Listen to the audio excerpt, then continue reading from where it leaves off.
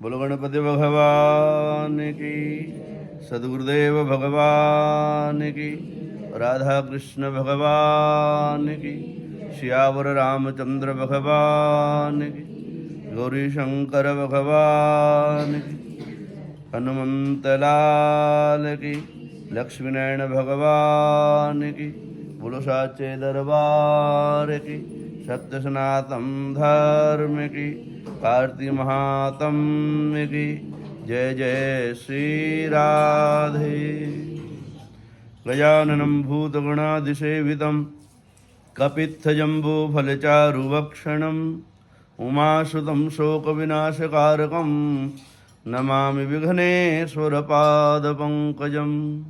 गुरुर्ब्रह्मा गुरुर्विष्णुः गुरुर्देवो महेश्वरः, गुरुसाक्षात् परब्रह्म तस्मै श्रीगुरुवे नमः।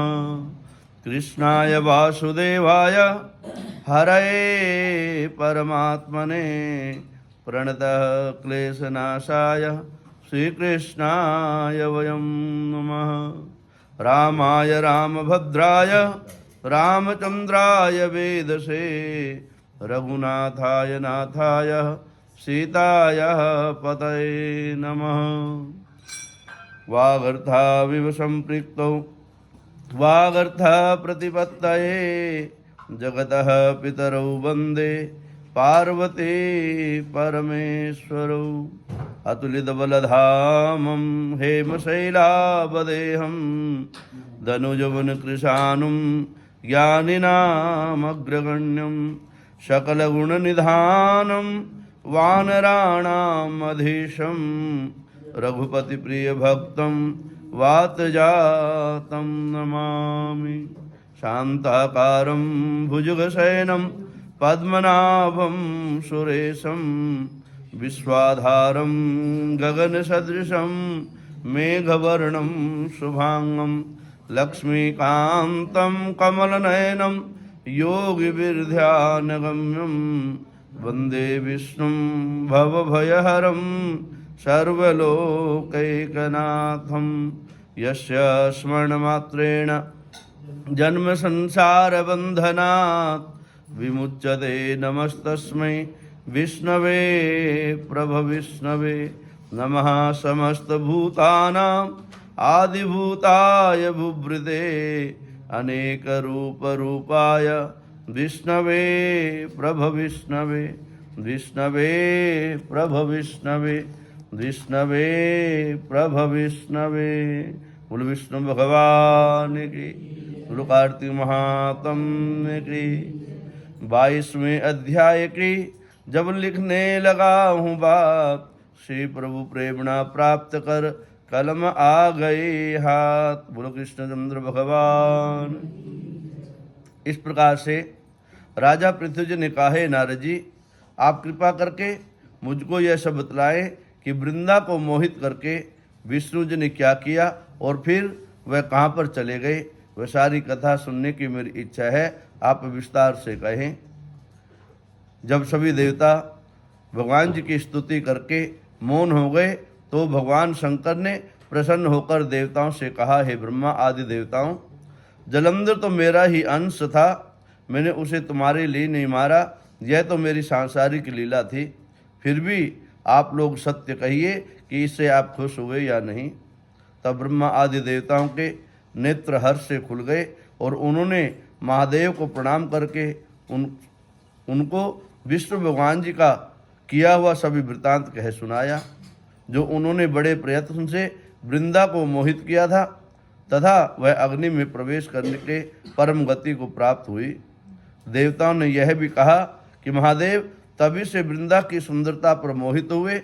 विष्णु भगवान जी उनकी चिता की राख लपेटे हुए इधर उधर घूमते रहते हैं, अतः आप उन्हें समझाए, क्योंकि यह चराचर प्रकृति आपके अधीन है। देवताओं से यह सुनकर देवादिदेव महादेव ने उन्हें अपनी दुस्तर माया समझाई और कहा कि वह सारा जगत उसी के अधीन है। उसी से मोहित विष्णु भी काम के वश में हो गए हैं। परंतु महादेव उमा त्रिनेत्र देवों की जननी सबसे परे व मूल प्रकृति विद्या है। परम मनोहर है, वही गिरिजा कहलाती है। विष्णु जी का मोह दूर करने के लिए आप सब उनके शरण में जाइए। यदि वे प्रसन्न हो जाएंगे तो आपका सब काम अवश्य ही सार्थक होगा।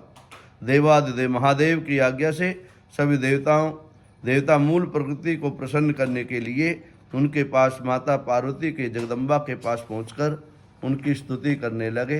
तब आकाशवाणी हुई, हे देवताओं, मैं 3 प्रकार से तीनों गुणों से अलग अलग होकर स्थित रहती हूँ। सतोगुण से गौरी, रजोगुण से ज्योति स्वरूप तथा आप लोग मेरी आज्ञा से यदि सादर उन देवताओं के पास जाओ तो वह तुम्हारी ही मनोरथ को पूरा कर देंगी। यह सुनकर देवताओं के नेत्र खुल गए।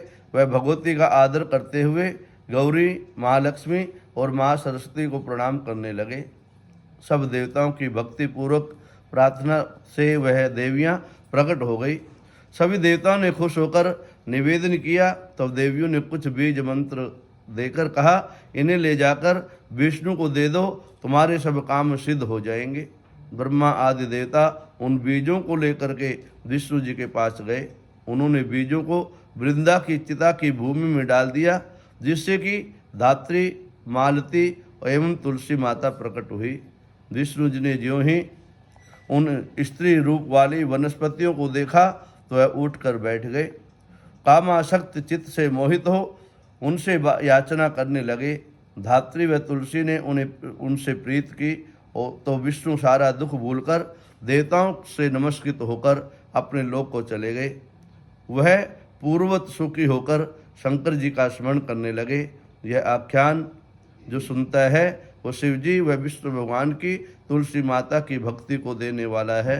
इसको सुनने वाला, सुनाने वाला अंत समय में परम पद को प्राप्त करता है। बोलो विष्णु भगवान की, बोलो कार्तिक महात्म्य की। तुलसा महारानी नमो नमो, हर की पट नमो, ब्रह्मादि जाइए नमो नमो, तेरा हर